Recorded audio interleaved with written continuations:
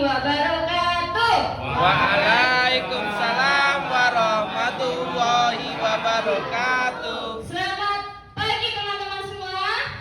Pagi. Sudah siap tapi harus semangat lagi ya. Pagi luar biasa gitu ya. Selamat pagi Bapak Ibu guru hebat hari ini. Pagi luar biasa. Ya, tepuk tangan motivasinya. Ya, untuk awal biar tadi baksonya agak turun sedikit, ayo kita berdiri dulu. Berdiri dulu. Silat itu mana nih? Kata silat ya? Iya dong. Ya, biar baksonya agak turun sedikit. Nah, ya kita stretching dulu. Mungkin guru PJOK boleh di depan membantu saya. Pas. Oke, monggo Pak. Iya, biasa coba tangannya di atas. Nah, kalau anak-anak kan gini ya, kalau kita sudah siap itu kan harus penuh dengan gerakan ya biar nggak ngantuk. Ke atas, ke samping, ke depan. Nah, kita liupkan badan kita ke kanan, ke kiri, waduh, merentek semua ya. Kita lari-lari kecil. Nah, lari-lari kecil. Nah, oke, sekarang ikuti saya, ya. Saya punya sebuah lagu. Nanti gerakannya terakhir. Ikuti saya dulu. Rolling, polling, up. Yuk. Rolling, polling, up. Rolling, polling, down. Rolling, polling, down. And up, and down. And up, and down. And shake. And shake. Jump to the right. Jump to the right. And jump to the left. And jump to the Ya, left. sudah tahu ya gerakannya ya? Ya, dari lagunya sudah kelihatan ya. Ya, rolling polling ini, rolling polling, up ke atas, down ke bawah, shake. Ya, shake.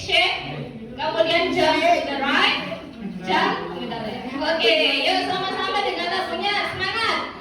1, 2, 3. Rolling polling, up. Rolling polling, down. And up, and down. And shake. Jump to the right and jump to the left. Lebih cepat. Rolling polling, up. Rolling polling, down. And up, and down. And shake. Jump to the right and jump to the left. Tepuk tangan. Ya, nanti bisa dipraktekkan di sekolahnya Bapak Ibu. Nah, sudah turun baksonya. Ya. Sebelum saya Oleh polisi duduk tengah. saya mau membayar hutang. Tadi saya punya hutang ini ya, menjawab pertanyaan dari Pak Nurul. Oke, terkait dengan logo. Ya, sebelum ke logo, saya ceritakan dulu terkait dengan tombol pena merah. Ini sebenarnya awalnya itu dari sekolah kami, dari Kuliah 3. Nah, kebetulan saya iseng-iseng buat. Saya daftarkanlah ke PMM. Ke PMM. Di PMM itu ternyata harus ada 3 penggerak, minimal dengan 3 penggerak. Penggerak ini sebenarnya tidak harus guru penggerak sih, bisa aja guru-guru yang lain, tapi ada beberapa syarat. Ya, salah satunya menyelesaikan beberapa topik di PMM itu. Kemudian ternyata juga yang sudah terdaftar di PMM itu harus lingkup yang luas, bukan hanya di sekolah. Makanya saya berdiskusi dengan Pak Dori dan Bapak Ibu yang lain. Ayo kita buat tombol pena merah ini bisa maju di tingkat gugus. Alhamdulillah tanggapan dari Bapak Ibu semua luar biasa. Insya Allah kombel kita ini Bismillah ya, bisa lebih maju lagi, bisa bermanfaat untuk kita semua. Ya, yang sudah follow ya terima kasih, yang belum follow silahkan diikuti. Nanti kita akan buat kegiatan-kegiatan selanjutnya ya, kita bisa membuat webinar juga ya, karena ini sudah terdaftar di PMM. Yang kemarin mungkin sudah ikut si Mama, nah itu bisa kombel kita menuju ke sana ya, seperti itu. Untuk logonya, nah ngapunten Pak Nurul, ini kemarin saya juga buatnya iseng-iseng, baik yang logo kombel maupun logo KKG. Karena saya tanya belum ada logonya kan ya KKG ya, belum ada logonya. Kemarin saya buat logo itu apa ya, KKG ya, saya KKG gugus 6, KKG wilayah Mulyorejo, KKG ya wis gitu wis, pokoknya saya otak-atik ketemulah itu. Jadi KKG wilayah Mulyorejo gugus 6 gitu. Ini ceritanya seperti itu. Kalau maknanya saya tidak tahu.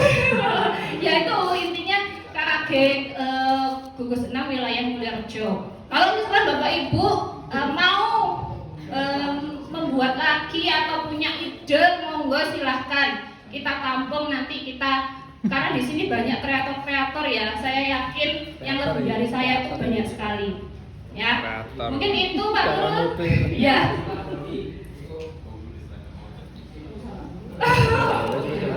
Ya kalau di PMM di Kombel itu ketuanya masih saya, karena saya belum mengetahui cara ngeditnya itu gimana, karena yang dari awal itu jangan Pak Dori aja. Ya mungkin itu ya, kita langsung masuk di materi disiplin positif.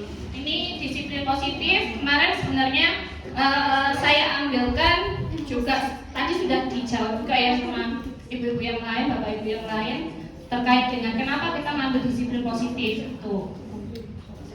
Kok nggak bisa di-next ya?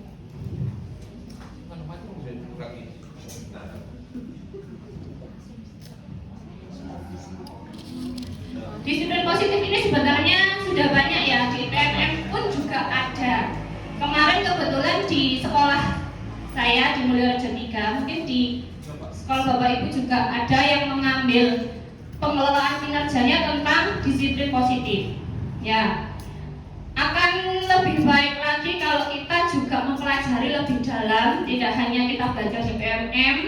Ya, kalau kita belajar seperti ini kan lebih semangat ya Bapak Ibu ya. Ya, insya Allah lebih semangat. Kalau di PMM mungkin kita hanya melihat video, kita dengarkan, kadang masuk ke kanan, keluar ke kiri gitu ya. Kalau seperti ini diharapkan bisa memberikan manfaat yang lebih banyak. Bisa Pak Sob? Bisa. Nggak bisa. Kesini aja.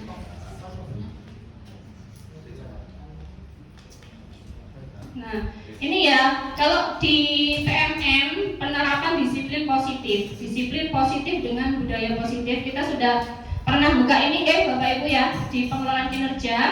Penerapan disiplin positif adalah upaya menerapkan prinsip disiplin positif untuk mengelola perilaku dan kebiasaan kelas yang disepakati bersama. Nah, itu sebenarnya pengertian dari disiplin positif.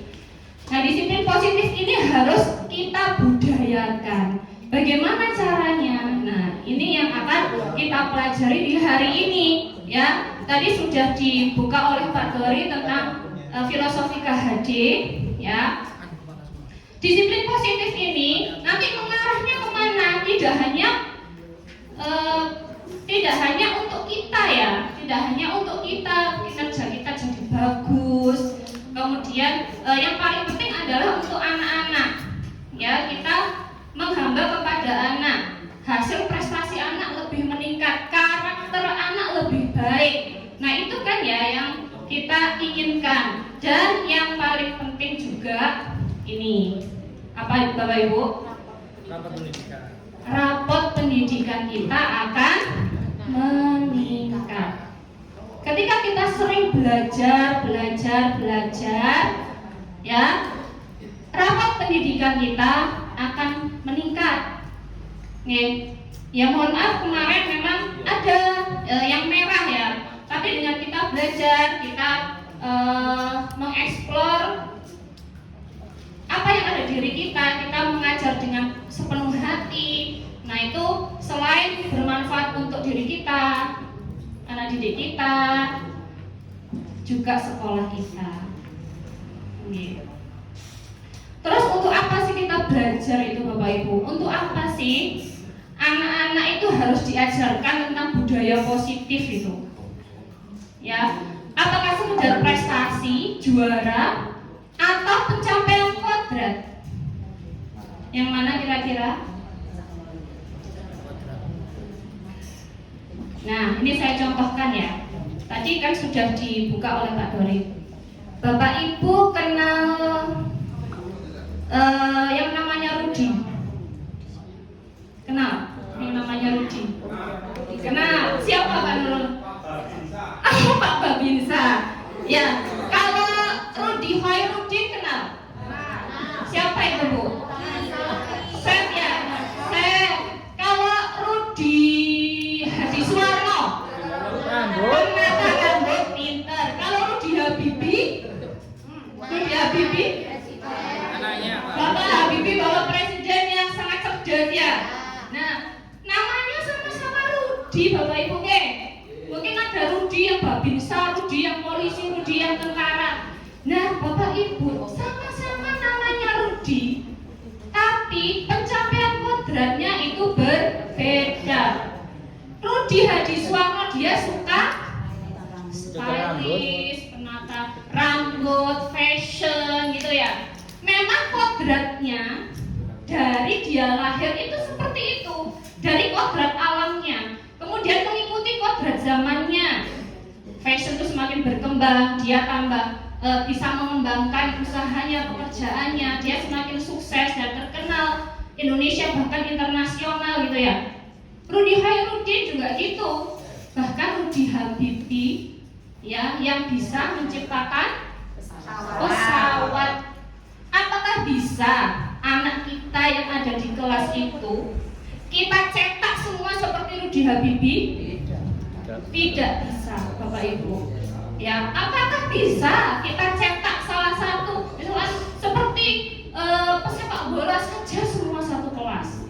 Tidak bisa, karena setiap anak itu mempunyai kodratnya. Sama-sama namanya Rudi, tidak sama kodrat yang ada di dalam diri dia. Oke. Jadi dari situ kita sudah bisa menjawab pertanyaan ini. Jadi tidak hanya sekedar prestasi. Prestasi itu betul kita kejar juga. Tapi yang kita utamakan adalah menuntun anak ini mencapai Rudi Habibie apa Rudi Hoirudin apa Rudi Hadiswarno. Nah, kita arahkan ke pencapaian kodratnya anak itu. Oke. Nah, untuk ke sana kita itu mempunyai tujuan. Tujuan itu apa sih Bapak Ibu? Visi kan ya? Visi. Visi itu diawali dari visi dalam diri kita.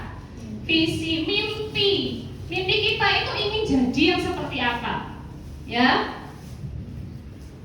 Saya memimpikan anak yang seperti apa? Saya menginginkan sekolah yang bagaimana? Dan saya merencanakan untuk mewujudkan mimpi itu seperti apa? Mungkin salah satu ada yang bisa menjawab ini. Saya berikan hadiah. Saya jawab. Oh, Masya Allah. Tepuk tangan dulu teman Nurul. Ayo, Pak Nurul. Luar biasa. Ini kebetulan saya bawa hadiah. Ini kebetulan ada buku yang saya tulis sendiri. Iya. Sebetulnya kalau saya menilik dari dosen saya dulu, Yeah. syarat sahnya mimpi itu hanya ada dua. Iya. Satu, tidur. Dua, tidak banyak pikiran. Iya, betul Pak. Kalau mau dijabarkan, monggo. Enggak dijabarkan, cukup itu mewakili. Terima kasih. Ini Pak Nurul yang dijawab itu. Saya memimpikan anak yang seperti apa. Nah itu. Kemudian nomor 2 itu nomor 3 itu. Nah, iya. jangan turu ya. Seperti apa? Ya. Berarti kembali apa yang panjenengan sampaikan tadi, kita tidak bisa mencetak, tapi kita bisa menuntun. Kodrat kita itu nggak bisa mencetak anak seperti apa, tapi menuntun. Saya terima kasih panjenengan sudah menyampaikan itu, sudah terjawab di benak saya pribadi. Terima kasih. Terus yang kedua, oh iya, yang pertama sudah terjawab. Yang kedua, saya menginginkan sekolah yang bagaimana? Sekolah yang bagaimanapun itu saya kira lebih baik dan terutama sesuai dalam kondisi kodrat atau kompetensi si anak, itu aja sudah cukup. Karena kembali tadi di pertama kita tidak bisa mencetak, tapi menuntun. Oke. Yang ketiga, rencana mewujudkan mimpi. Nah, tadi sudah saya sampaikan di awal, rencana mewujudkan mimpi syarat-syaratnya ada dua. Mimpi, tidur tidak banyak pikiran. Artinya, maaf, tidur ini kita, kalau saya bahasa PAI, karena saya orang PAI, ke dalam ke alam ilahian, kita tidak mampu apa-apa di situ, tidur, sehingga kita pasrah, tawakal kepada Sang Maha Pencipta, kita nggak tahu apa-apa. Yang kedua, tidak banyak pikiran, nggak usah pikir macam-macam, kita fokus. Apalagi Pak Kasion Raja menasihati saya, kon nang sekolah Mulyorejo ojo kakean macam-macam, macam aja. Kita digitukan. Karena saya baru di Mulyorejo sudah digitukan. Orangnya nggak ada ya. Dan itu luar biasa. Terima kasih Bu Eva menginspirasi saya, Bu Anita menginspirasi saya, termasuk Pak Kasiono tadi menginspirasi saya. Menginspirasi. Ya, luar biasa, terima kasih. Ini Pak, Beda, kayak kesalahan di pertanyaan. Harusnya bukan mimpi, harapan mungkin ya. monggo Pak. Betul. Ya, nah, ya boleh difoto yang maju ke depan aja Pak, difoto Pak. Ini memang dukun Mulyorejo ini Pak. Aliansi dukun wakil. Oke, sami-sami. Siap foto.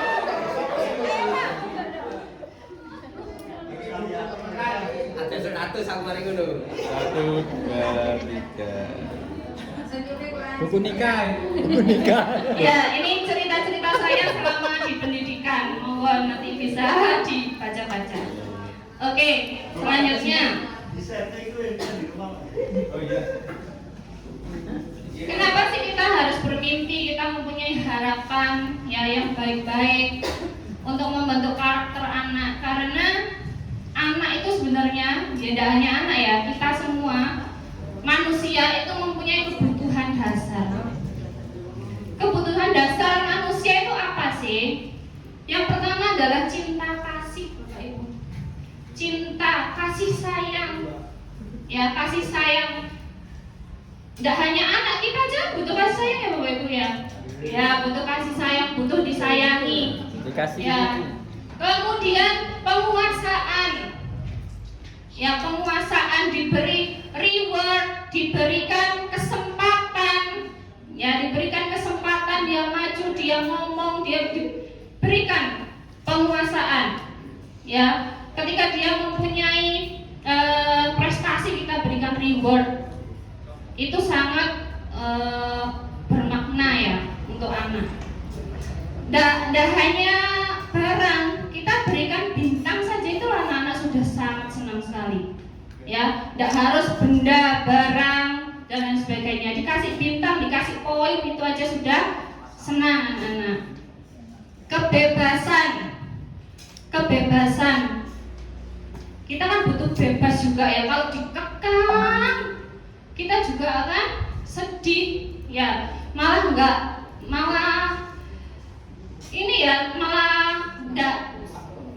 nggak bisa fokus ya kan.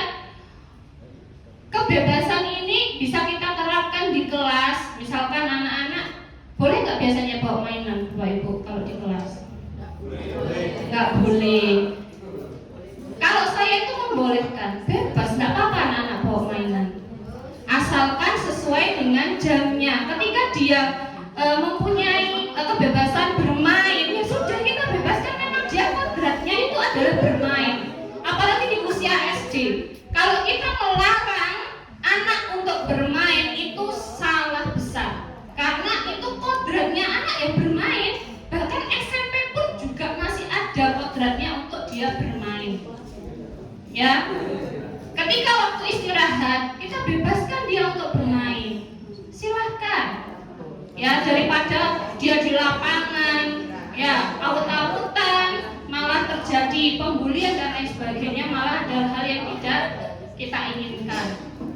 Kemudian kesenangan, mereka butuh senang, gitu loh Bapak Ibu. Di sekolah itu mulai jam 7 sampai jam 2 itu ya lelah gitu ya, capek ya, bosan gitu loh.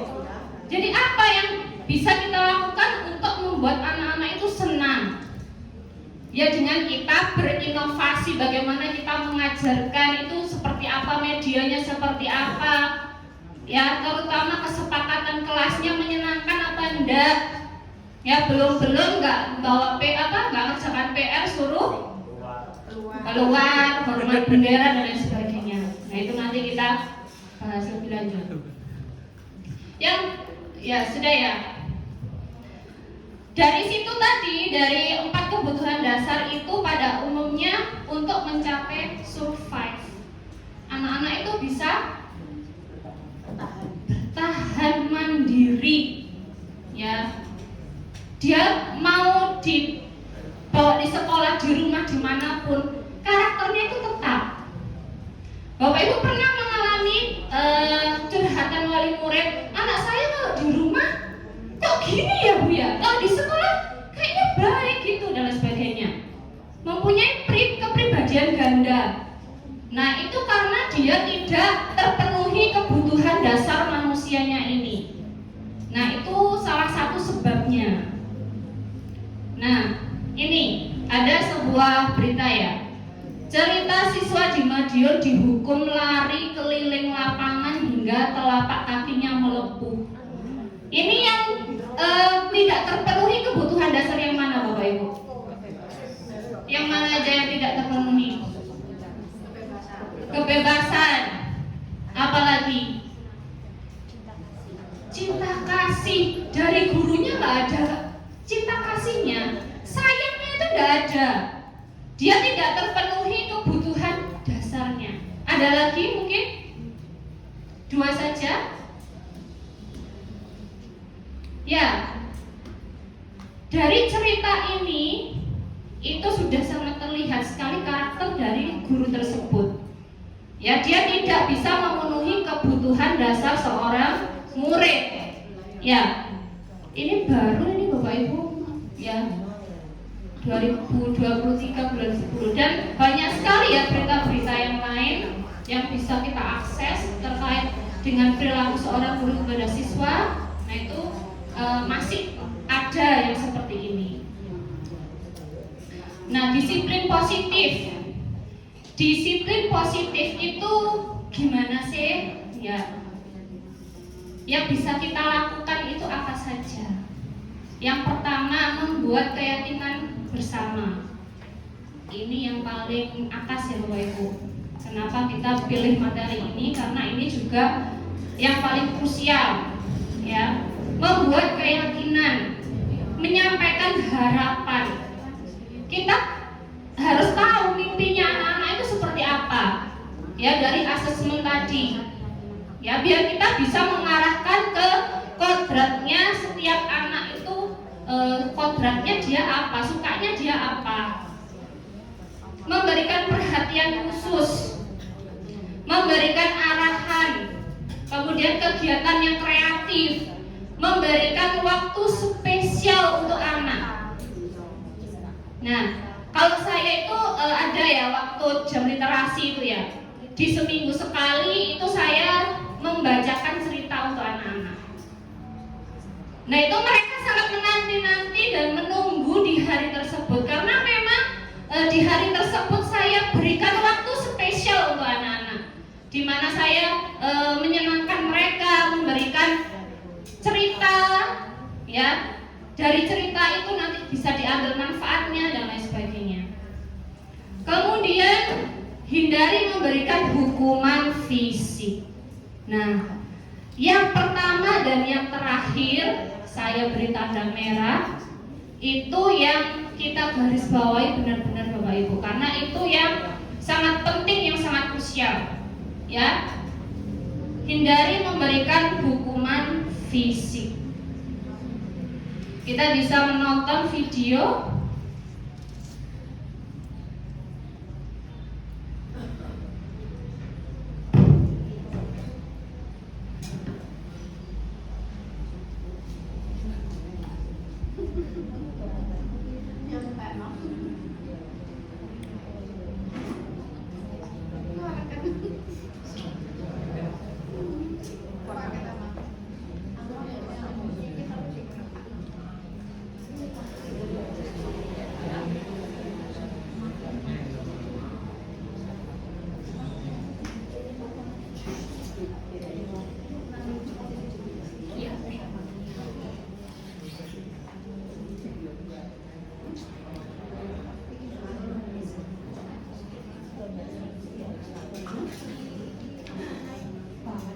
Ya, nah di sini bisa disimak ya Bapak Ibu, kita itu berada di posisi yang mana?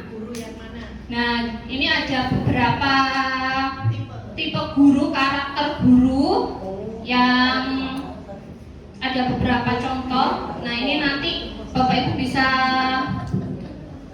melihat kita itu sebenarnya di posisi yang mana? Apakah di guru yang pertama, atau di guru yang kedua, atau di guru yang ketiga? Senyum-senyum berarti di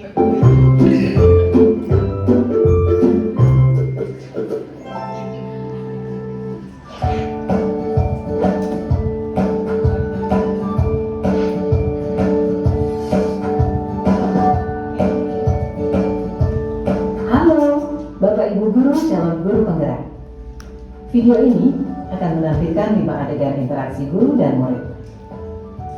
Silakan menonton dan merefleksikannya.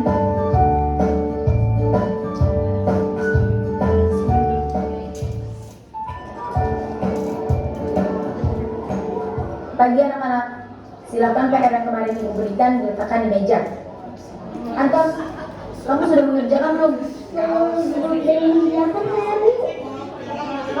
ya nggak ngerjain PR.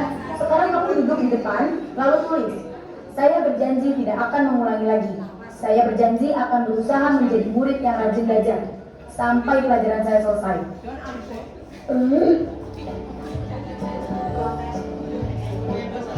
Pagi anak-anak, hari ini ada tugas ya. Ada yang belum mengerjakan? Anton, kamu sudah mengerjakan? Belum, Pak. Kamu nggak ngerjain tugas ya? Kamu mau jadi apa nanti?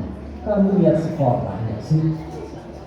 Coba bayangkan orang tuamu betapa kecewanya sama kamu. Kamu itu sudah kelas 5.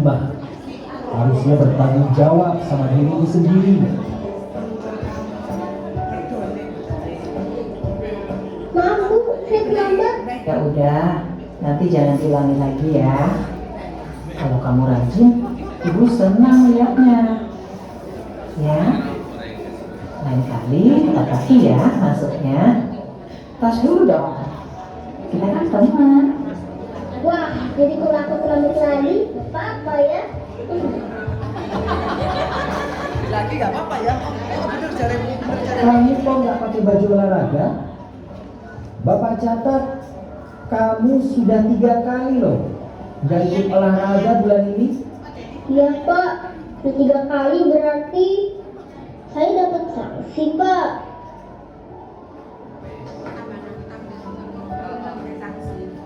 Ini, Bu, saya mau ngumpulin tugas.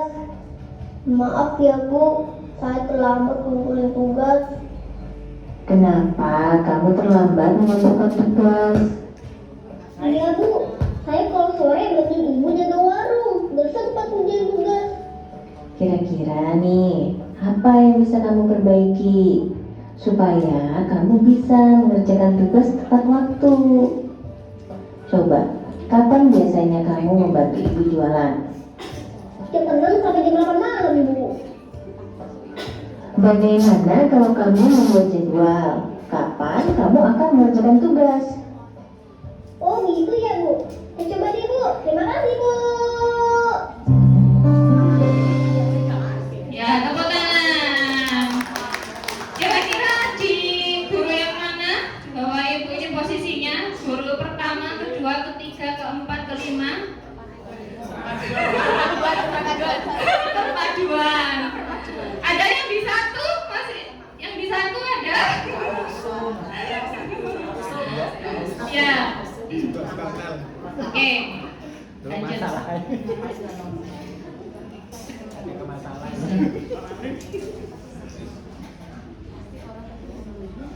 Nah, ini ya dari video tadi itu kita bisa melihat ada guru yang memberikan hukuman, ya, ada yang masih memberikan hukuman atau konsekuensi. Sebenarnya apa sih perbedaan hukuman dan konsekuensi? Mungkin ada yang mau bantu jawab. Ini saya masih punya satu buku lagi, novel saya. Monggo yang mau jawab, apa bedanya hukuman dan konsekuensi? Oh ya, silakan.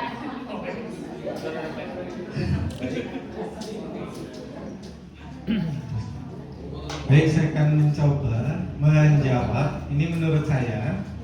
Jadi untuk hukuman itu adalah mengarah ke segala sesuatu yang mengarah kepada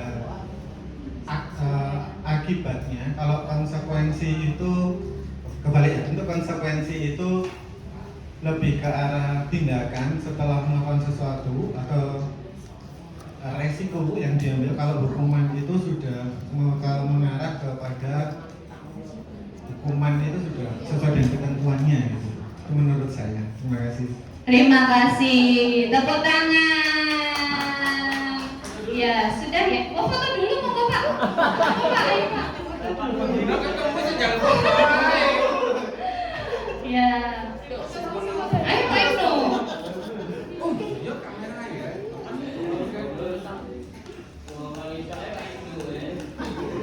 Belum ada bapak-bapak Pak.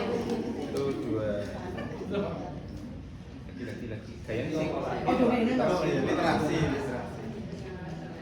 Satu, dua. Mana ya? Terima kasih. Ya, terima kasih. Itu ya, betul sekali ya yang disampaikan oleh Pak Sandy tadi. Ya, hukuman itu lebih mengarah ke langsung akibat dari aturan itu ya, aturan ya, lebih ke aturannya, ke fisik ya. Tadi kan suruh nulis yang banyak itu ya, biar dia capek gitu ya. Wapok kamu capek gara-gara kamu nggak marah PR gitu ya. Kalau konsekuensi itu tindakan ya, yang tadi kata Pak Sandy, tindakan dari akibat dari suatu kesalahan. Ya. Ini saya punya contoh. Ada tindakan pulang sekolah terakhir. Itu hukuman atau konsekuensi? Apa? Dijawab bersama-sama. Apa? Konsekuensi. Betul sekali Bapak Ibu. Itu adalah konsekuensi. Kenapa dia harus pulang sekolah terakhir? Mungkin dia terlambat. Ya, dia terlambat datang sekolah 5 menit, 10 menit, 15 menit. Konsekuensinya apa ya? Dia harus pulang terakhir. Dia harus menambah jam sekolahnya dia karena dia terlambat datang ke sekolah. Itu konsekuensi. Diisi dengan apa ya? Diisi dengan pengayaan, literasi dan lain sebagainya. Ya. Kemudian yang kedua, hormat bendera di lapangan sampai pulang sekolah. Hukuman jelas ya. Membantu teman piket. Konsekuensi. Nah, karena apa kira-kira Bapak Ibu? Karena apa? Tidak piket. Tidak bantu tidak Tidak piket. melaksanakan piket, ya, tidak melaksanakan piket, dia harus membantu temannya piket. Boleh sehari, boleh 2 hari. Ya, konsekuensinya dia tidak melaksanakan piket. Membersihkan sarana prasarana sekolah. Hukuman. Apa? Hukuman. Iya, mana? Membersihkan sarana prasarana sekolah. Hukuman. Konsekuensi atau hukuman? Hukuman. Cenderung ke fisik. Ya, ada yang jawab hukuman. Kenapa Bu? Fisik. sarana prasarana sekolah itu kan banyak Bu. Salah satunya kan kamar mandi. Iya, kamar mandi. Capek ya kalau membersihkan kamar mandi. Yang jawab konsekuensi tadi? Kenapa konsekuensi? Karena kita bagian dari warga dari sekolah ini, kita harus menjaga dan merawatnya. Itu sudah sebuah konsekuensi bagi warga sekolah tersebut. Terima kasih. Terima kasih. Jawabannya betul semua Bapak Ibu. Ya, bisa konsekuensi, bisa hukuman. Kita lihat dari kesalahan dia. Ya, kita lihat dari kesalahan dia.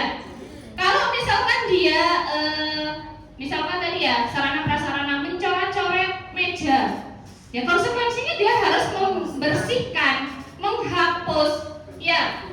Dan misalkan dia mencoret-coret meja, konsekuensi hukumannya dia harus mengosek kamar mandi, membersihkan kamar mandi. Nyambung apa enggak? Nyambung apa enggak? Kesalahan sama hukumannya tidak nyambung. Nah, itu bedanya hukuman sama konsekuensi. Dia kesalahannya mencoret-coret meja, hukumannya mengosek kamar mandi. Nggak nyambung. Ya. Kalau dia mencoret-coret meja, konsekuensinya membersihkan, ya membersihkan buasa meja bira ya kursi ono. Gitu loh, gimana caranya harus bersih. Itu konsekuensi, nggak apa-apa. Itu akibat dari yang dia lakukan kan gitu. Oke, sudah paham ya? Ya, perbedaan hukuman dan konsekuensi. Ini yang dari kita melihat video tadi. 5 posisi kontrol. Ada penghukum, ada pembuat merasa bersalah tadi ya. Kemudian ada pemantau, ada teman dan manajer. Ya, yang pertama penghukum jelas. Ya, yang tadi ya, suruh nulis gitu ya, suruh hormat bendera, suruh lari-lari lapangan dan lain sebagainya. Penghukum nggak ada ya di sini ya, insya Allah nggak ada ya di Mulyorejo ya. Nggak ada. Pembuat merasa bersalah tadi ya, pembuat merasa bersalah. Apa yang kamu lakukan tadi? Gara-gara kamu sih mejanya tuh kotor. Terus gimana? Nah, dia kan merasa bersalah ya, sampai ditekan sampai dia itu sampai nangis bisa-bisa. Ya, pembuat rasa bersalah, dia itu merasa bersalah. Terus ya apa ini?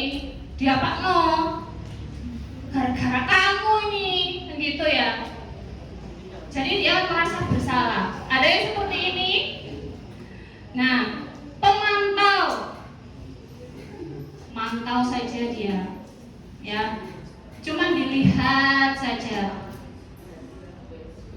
Dia ada meja yang kotor, dilihat saja sama gurunya, gak apa-apa, ya gak apa-apa, nanti biar dibersihkan sama Pak Dwi, Mas Haji. Mantau saja, ya. Apa yang dia lakukan, siswa lakukan, ya sudahlah, mengalir pada nggak mau ambil pusing, biarin sarana prasarana sekolah rusak, ya nggak ngurus gitu ya. Teman, ya, kan kita biasanya nih ya sama anak-anak itu seperti teman. Ini sebenarnya juga nggak apa-apa juga sih, ya nggak apa-apa juga kita menganggap anak-anak itu seperti teman kita, tapi kita harus tahu waktu. Ya, kita harus tahu waktu ketika dia melakukan hal yang salah, ya kita harus memberikan konsekuensi. Ya, ada meja yang kotor, dia, ya mas, ayo dibersihkan sama-sama, ayo, nggak apa-apa, sini ibu bantu, nggak apa-apa gitu ya. Tapi dia kan tidak mempunyai tanggung jawab. Ya, mereka itu nggak apa-apa. Ayo ibu bantu membersihkan. Mungkin anak-anak kelas 1 ya masih bisa. Ayo ibu bantu, ini dibersihkan ya, biar bersih lagi. Itu kan seperti teman. Gurunya ini membantu. Kalau manajer, yang tadi yang terakhir, ya, tidak langsung memberikan hukuman atau konsekuensi, tapi berasal dari anak itu sendiri. Ya, contohnya tadi meja ini kotor, enaknya diapain ya Leo? Enaknya diapain? Sesuai kesepakatan kelas kita bagaimana kalau ada sarana prasarana yang rusak? Nah, itu manajer itu hanya memberikan pemantik saja. Konsekuensi itu muncul dari diri anak. Gimana ya Bu, apa saya bersihkan aja? Nah, itu konsekuensinya. Kalau sarana prasarana kita rusak, bagaimana? Harus mengganti Bu, harus membersihkan Bu, harus bagaimana sesuai dengan kesepakatan kelas masing-masing. Gitu nggih, Bapak Ibu? Sudah paham terkait dengan 5 posisi kontrol? Saya harapkan Bapak Ibu berada di manajer, ya, berada di manajer. Nah, ini bagaimana sih kita bisa menjadi manajer itu? Yang pertama, ketika anak melakukan kesalahan, yang pertama kita lakukan ini ada segitiga restitusi. Itu proses menciptakan kondisi bagi murid untuk memperbaiki kesalahan mereka sehingga mereka bisa kembali pada kelompok mereka dengan karakter yang lebih kuat.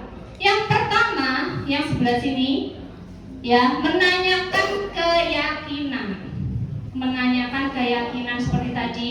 Apa keyakinan kelas kita kalau prasarana rusak? Menstabilkan identitas. Jangan gara-gara kamu ini, cuma kamu tok sing kayak gini. Jangan gitu, menstabilkan identitas. Gak apa-apa nak, temanmu yang lain juga ada kok yang seperti ini. Gak apa-apa gitu. Menstabilkan identitas, jangan menjudge anak itu satu-satunya yang bersalah. Nah, itu menstabilkan identitas.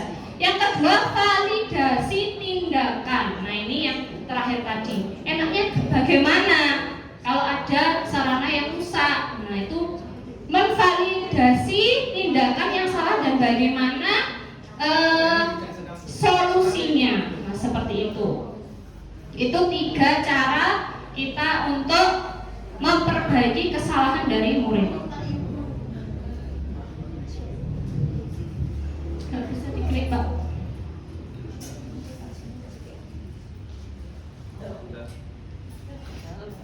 Nah, sudah nggih Bapak Ibu. Jadi apa yang kita dapatkan hari ini itu ibarat manusia itu seperti pohon ya, yang akarnya kuat itu menunjukkan pohon itu sehat. Nah, kekuatan akar itu terbentuk oleh proses secara bertahap.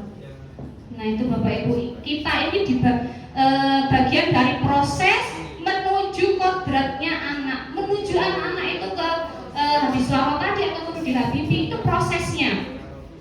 Kekuatan akar terbentuk oleh proses secara bertahap. Mungkin itu. Terima kasih.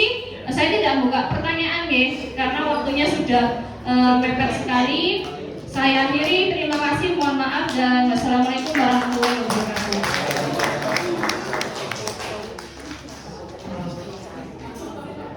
Ahmad, nggak ada pertanyaan, maaf nih. Dan lainnya juga nggak ada pertanyaan karena mengingat waktu sudah sangat mepet sekali. Masih ada narasumber yang terakhir dan juga masih ada dinamika kelompok juga. Baik, sudah ini mengasihkan juga ya tentang disiplin positif ini.